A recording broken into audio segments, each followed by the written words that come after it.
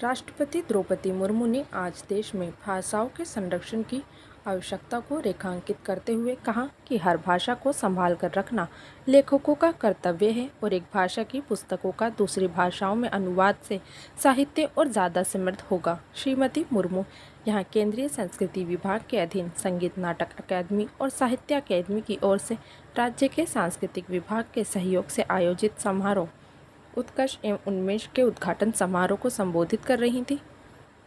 इस अवसर पर मध्य प्रदेश के राज्यपाल मंगूभाई पटेल और मुख्यमंत्री शिवराज सिंह चौहान भी उपस्थित थे।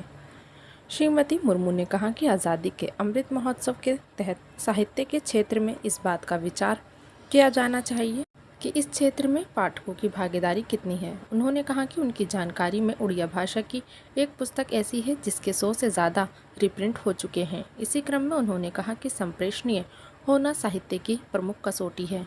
श्रीमती मुर्मू ने कहा कि उनका संथाली और उड़िया भाषा से सबसे ज़्यादा परिचय है। संथाली भाषा की पुस्तकों का कई अन्य भाषाओं में अनुवाद हुआ है। उन्होंने कहा कि पुस्तकों का दूसरी भाषा में अनुवाद होने से साहित्य समृद्ध होता है। इसके साथ ही उन्होंने कहा कि भारत में 700 से ज़्यादा आदिवासी समुदाय हैं, लेकिन उनकी भाषाएं और बोली इससे लगभग दोगुनी है। देश भर की भाषाओं को संभाल कर रखना लेखकों का कर्तव्य है। उन्होंने कहा कि भारत की सबसे ज़्यादा जनजातीय आबादी मध्य प्रदेश में रहती है, इसलिए यह आयोजन यहाँ किया जाना तर्कसंगत और भावसंगत दोनों है।